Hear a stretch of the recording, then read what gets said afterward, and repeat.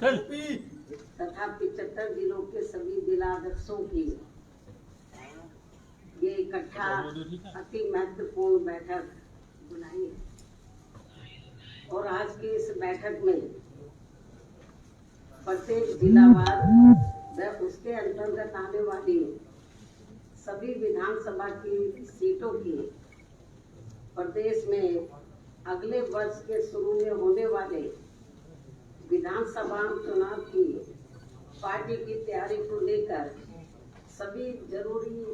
पहलुओं पर गहन समीक्षा की जाएगी, जिसके तहत सबसे पहले दिनांक 21 अक्टूबर से प्रदेश की प्रत्येक विधानसभा की सीट में पार्टी के सभी पोलिंग बूथों के पदाधिकारियों की चुनाव की तैयारी को लेकर चल रहे कैडर व सम्मेलनों आदि की प्रगति रिपोर्ट में जिले की किसी भी विधानसभा की सीट में कमी मिलने पर फिर उसे दूर करने के लिए अब इन्हें केवल 1 सप्ताह का ही समय दिया जाएगा। इस प्रकार से प्रदेश की सभी 403 विधानसभा की सीटों पर पार्टी की चुनावों की तैयारी को लेकर आज विस्तार से रिपोर्ट ली जाएगी। इसके साथ साथ चुनाव के दौरान पार्टी के सभी छोटे बड़े पदाधिकारियों व कार्यकर्ताओं को तथा पार्टी के उम्मीदवारों को भी किन किन खास बातों का ध्यान रखना है, तो उसके बारे में भी आज इनको जरूरी जानकारी दी जाएगी। इसके अलावा पार्टी की कामयाबी के लिए अन्य और भी जरूरी दिशा निर्देश दिए जाएंगे। इस संदर्भ में खासकर विरोधी पार्टियां किस्म किस्म के साम दाम दंड भेद आदि हथकंडे इस्तेमाल करके जो ये अपने अपने पक्ष में हवा बनाने में लगे हैं, तो उससे भी इनको सचेत किया जाएगा और उनके जवाब व तोड़ में पार्टी के लोगों को अभी से ही चुनाव होने तक क्या क्या जरूरी कदम उठाते रहना है, तो उसके बारे में भी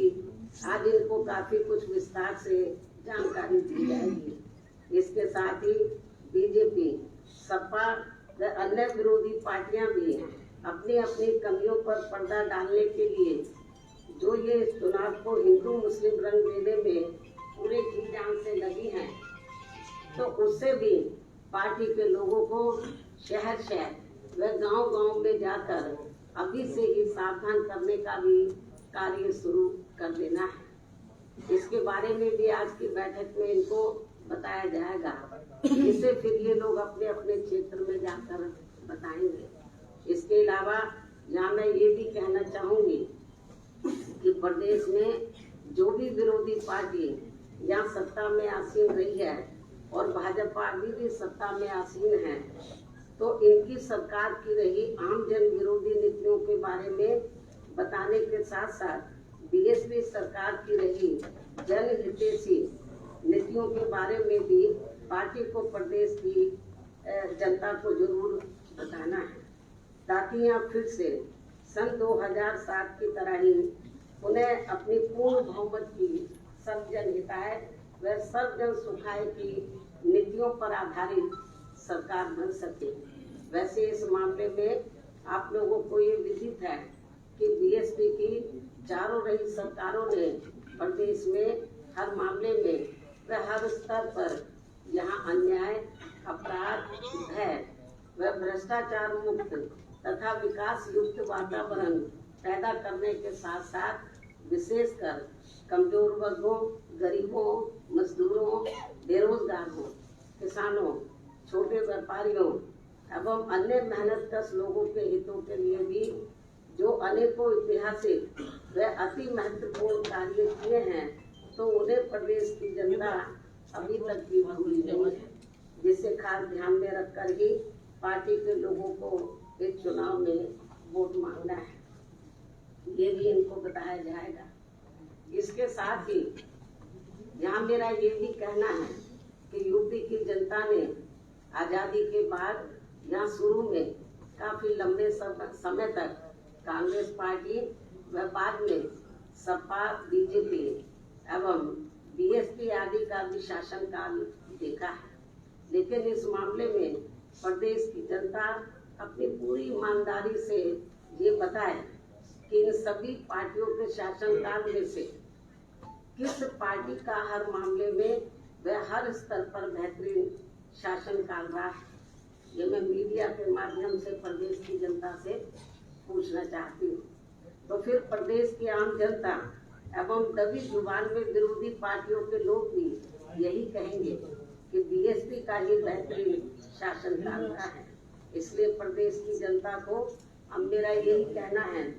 कि उन्हें अपने हित व कल्याण को ध्यान में रखकर वे इस चुनाव में किसी भी भावना में न बहकर तथा इनके प्रलोभन भरे चुनावी घोषणा पत्रों आदि के भी बहकावे में न आकर बल्कि बीएसपी के ही रहे बेहतरीन शासनकाल को फिर से यहाँ सत्ता में वापस लाना है, जिसकी इस समय प्रदेश की जनता को काफी सख्त जरूरत भी है। इसके अलावा बीजेपी का ये कहना कि इस बार चुनाव में बीजेपी 300 से ज्यादा सीटें जीतने वाली है, तो इसमें अभी कोई ज्यादा दम हमें नजर नहीं आता है। वरना फिर ये पार्टी चुनाव होने से कुछ समय पहले यहाँ आए दिन ताबड़तोड़ असंख्य घोषणाएं, शिलान्यास एवं कच्चे कार्यों के उद्घाटन व लोकार्पण आदि नहीं करती। साथ ही ये पार्टी अपने केंद्रीय नेताओं व केंद्र सरकार के वरिष्ठ मंत्रियों को भी अज्ञात थोक में नहीं भेजती। इनके साथ साथ यूपी सरकार के मुख्यमंत्री एवं मंत्रियों व पार्टी के वरिष्ठ नेताओं को भी एक एक जिले में फिर कई बार नहीं जाना पड़ता,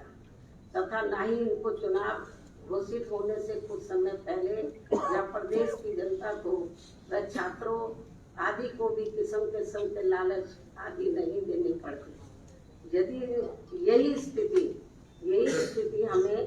काफी कुछ सपा व अन्य विरोधी पार्टियों की भी देखने के लिए मिल रही है, लेकिन ये सब प्रदेश की जनता काफी अच्छी तरह से समझ रही है। इसलिए मुझे पूरा भरोसा है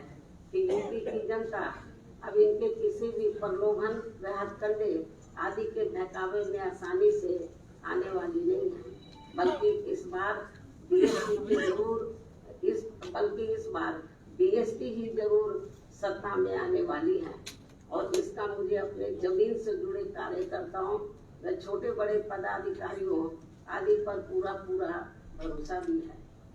जो मेरे दिशा निर्देशन में अपने अपने क्षेत्र की प्रत्येक विधानसभा में उसके सभी पोलिंग बूथों के क्षेत्र में वहाँ के लोगों को हर मामले में चुनावी तौर पर जागरूक करने में लगे हैं। वैसे भी अब प्रदेश की जनता वास्तव में यहाँ परिवर्तन चाहती है और अब बीएसपी को इस सत्ता में लाने का अपना काफी कुछ मन बना चुकी है। इस उम्मीद व भरोसे के साथ ही अब मैं अपनी बात यही समाप्त करती हूँ। धन्यवाद।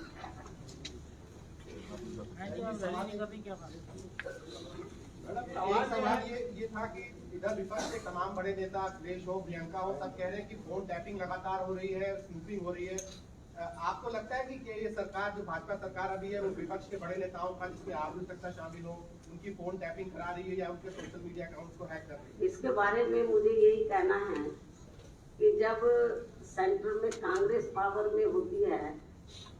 तो कांग्रेस यही काम करती है। अब बीजेपी सेंटर में पावर में, अब बीजेपी भी यही काम कर रही है। तो जब कांग्रेस पावर में होती है तो फिर बीजेपी यही आरोप लगाती है, और जब बीजेपी है तो अब दूसरी पार्टी, अब कहाँ तक सच्चाई है ये तो मैं नहीं कह सकती हूँ। लेकिन जब ये आम चर्चा है कि फोन टेपिंग हो रहा तो हो सकता है इसमें सच्चाई हो। मैडम, सवाल ये है कि निर्वाचन सूचियों में बहुत बड़े पैमाने पे गड़बड़ियां हो रही हैं, जिसपे बसपा ने अब तक क्या एक्शन लिया है? और दूसरा सवाल ये है कि निर्वाचन कार्ड को आधार से जोड़ने वाले कानून पर बसपा ने समर्थन क्यों किया? इसके बारे में मैं आपको ये बताना चाहती हूँ कि अभी जो आप वो त्रुटि की बात कर रहे हैं, तो हमारी पार्टी के लोग अपने अपने जिले में जब इनको उधर के जिला निर्वाचन अधिकारी बुलाते हैं तो अपनी त्रुटियां वहाँ पर ये रखते हैं। और इसके अलावा जो आपने दूसरा सवाल पूछा है कि वोट को जो है आधार कार्ड से जोड़ने वाली बात है, तो मैं इसके बारे में हमारी पार्टी का मत ये है कि ये बहुत महत्वपूर्ण मामला है और इसको जल्दबाजी में पार्लियामेंट से ये पास कराना मैं समझती हूँ ये ठीक नहीं है। इसके ऊपर पार्लियामेंट में पास कराने से पहले या इसको बिल को पास कराने से पहले सेंट्रल गवर्नमेंट की जिम्मेवारी बनती थी कि लोकसभा और राज्यसभा में इस पर खुली पहले बहस होनी चाहिए थी, और ये बहस नहीं हुई, जल्दबाजी में इसको हाउस में लाया गया है। तो हमारी पार्टी इससे सहमत नहीं है क्योंकि ये मामला अति गंभीर है। मैडम बहन जी, अयोध्या में अफसर और नेताओं की जमीन खरीदने के मामले में योगी सरकार ने संज्ञान लिया है। खबरें हैं कि बहुत सारे नेताओं और अफसरों ने वहां पर जमीन खरीदी है राम मंदिर निर्माण से पहले, और इसकी जांच कराने के लिए योगी सरकार ने कहा है। तो क्या राम मंदिर निर्माण से पहले वहां पर जो जमीनों को लेकर के एक बड़ा विवाद था, बड़ा प्रश्न था, वो घटना कैसे देखती हैं आप, क्या सच्चाई दिखती है आपको?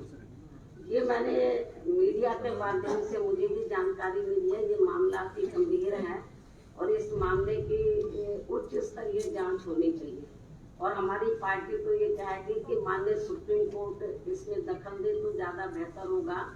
और यदि ऐसा कुछ हुआ है तो मेरे ख्याल स्टेट गवर्नमेंट को इसको गंभीरता से लेना चाहिए और सेंट्रल को भी इस मामले में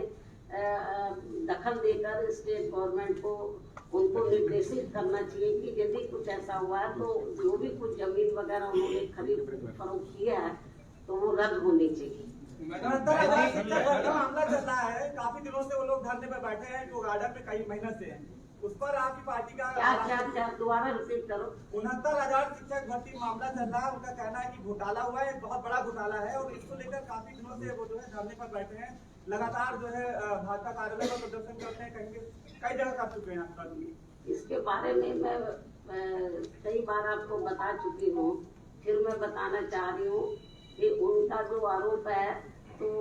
वो जो आरोप लगा रहे तो हो सकता है उसमें सच्चाई हो,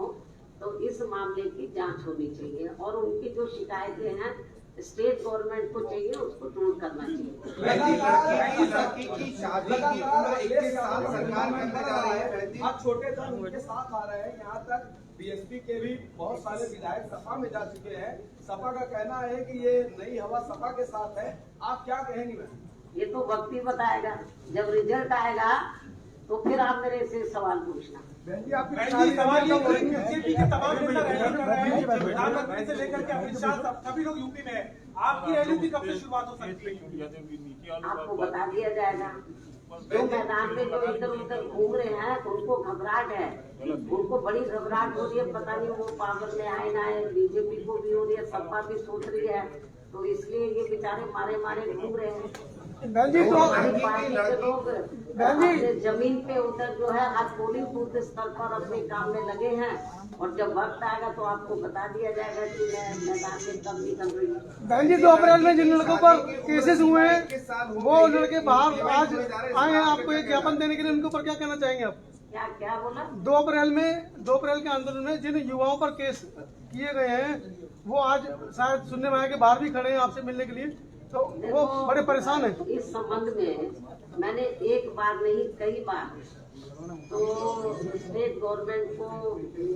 आगाह किया है और प्रेस में भी मैंने बोला है कि उनके मामले खत्म होने चाहिए और उन्होंने कोई किसी के साथ अन्याय अत्याचार नहीं किया था, अपनी वो जायज मांगों को लेकर वो मैदान में उतरे थे, तो ये मामला लंबे अरसे से अटका पड़ा है, ये अच्छी बात नहीं है और स्टेट गवर्नमेंट को इसको देखना चाहिए और इस मामले को पार्लियामेंट में भी हमारी पार्टी ने इसको कई बार उठाया है। सरकार ने कर दी है, इम्प्लीमेंट होने जा रहा है, इस पर बसपा का क्या कहना है? अब आपके पास कोई सवाल नहीं बचा है।